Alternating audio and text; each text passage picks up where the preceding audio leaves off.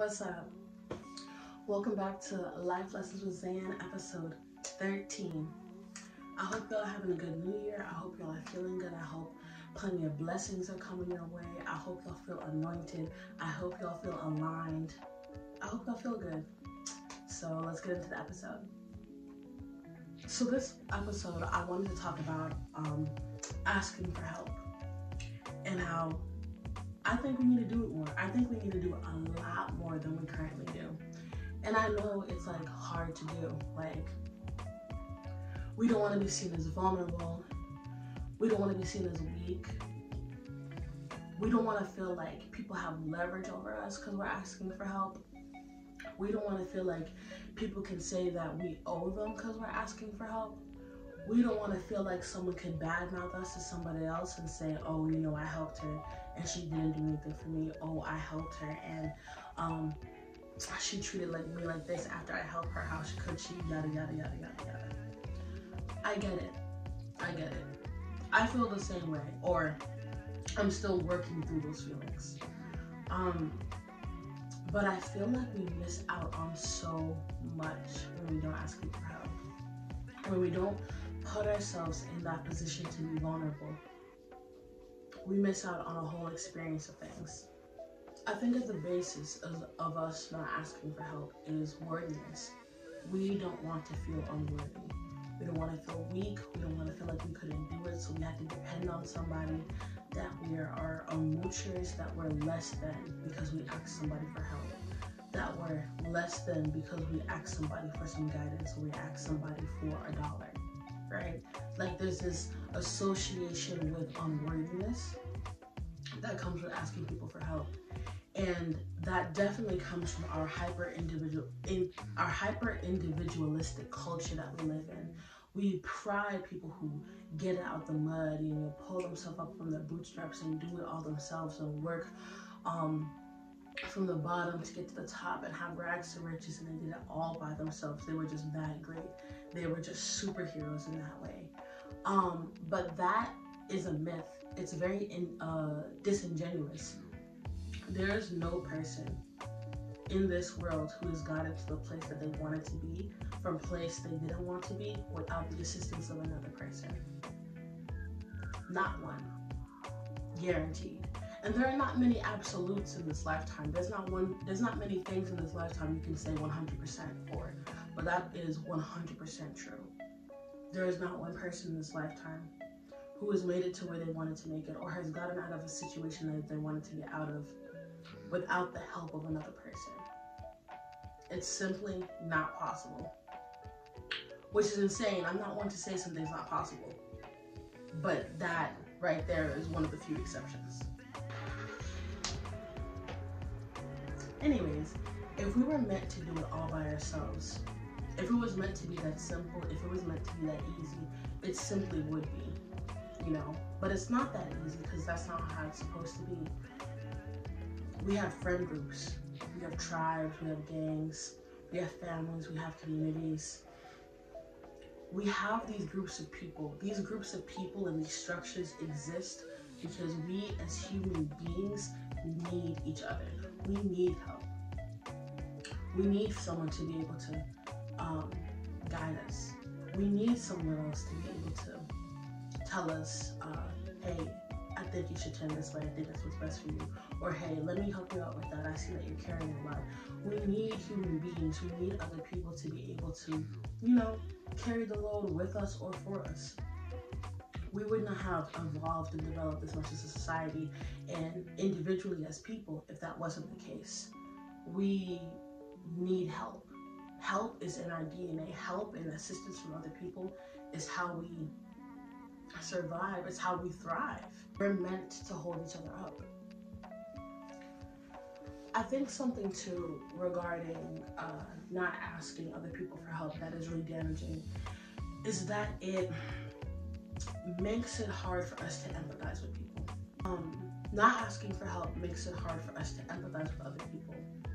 And what I mean by that is when we accept these ideals of us needing to suffer and us needing us to do it all by ourselves. I need to carry this. I need to do it. Nobody else can help me. It's just me. I can't ask anybody for help. Nobody else should be helping me. I'm weak if I ask someone for help. I'm less than if I ask someone for help. I'm unworthy when I ask someone for help. When we believe these ideas and we move in that way, we commit to an identity that is not serving to us. We commit to an identity that induces suffering. And because we've committed to that identity internally, we then judge each other. We judge other people who do ask for help. People who ask for help, we think, oh, well, they didn't really get out the mud. They didn't start from the bottom. They're not a rags to riches story. They're not impressive. They had help. They had assistance. That's weak. That's whatever. They're not that impressive. Like, what? They had help? Someone helped them? Oh, I don't even care. They didn't really do shit then. You know? Like, when we do not accept help and when we commit to this identity of suffering and just taking on the burden and bearing the burden all by ourselves, and we're against our own benefit. When we commit to taking on the burden against our own benefit, when we commit to not asking for help against our own benefit to our detriment, we project that identity onto others. So now we're all living in a situation where we've created a space where nobody can ask for help. Nobody can ask for help because that means societal-wise you're unworthy. People think that you're less than because you had assistance. People think that you're less than because you had a leg up. People think that you're less than because people helped you, you know? So now we're all just suffering together, and what sense does that make?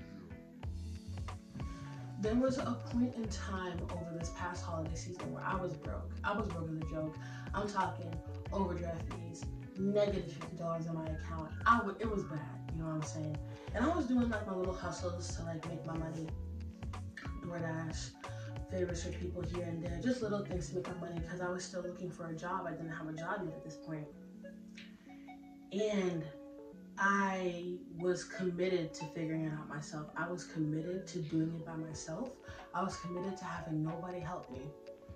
And I tried that for a while. I tried not having anyone help me. I tried just figuring out myself, but it got harder and harder to just do it on my own. It got difficult. It got very difficult for me.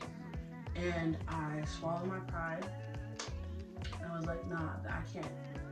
This is not sustainable. I need somebody to just give me like a little bit of cash just to hold me over.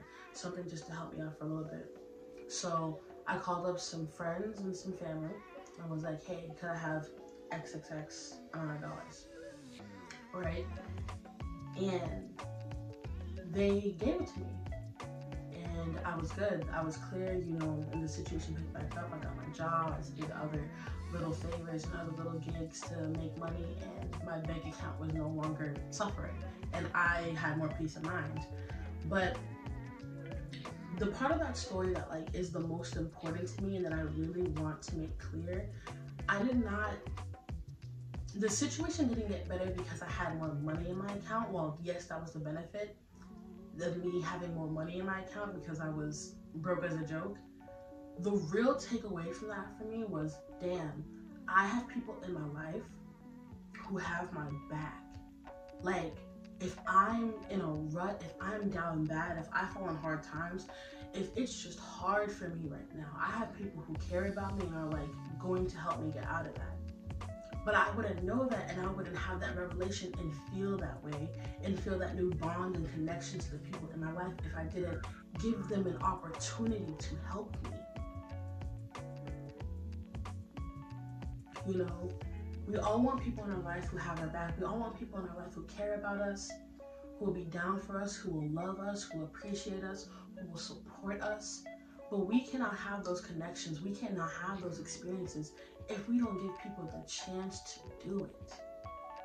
If you're always taking things on by yourself, if you're always assuming the worst of people, or assuming people won't help you, or assuming people will hold it over you, I mean, yeah, you could be right, but you could be wrong too. And you'll never know what that new bond, that new connection, that new friendship, that new relationship could feel like if you don't give it an opportunity to grow, you know?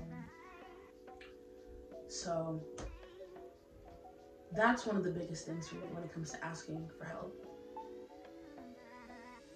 There's so much connection that we miss out on with other people when we take it on by ourselves. We don't allow ourselves to be empathetic to ourselves. We don't allow ourselves to be empathetic to other people. We simply do not allow ourselves to build bonds, to build relationships, to build connections, because we're so scared of what other people think of us.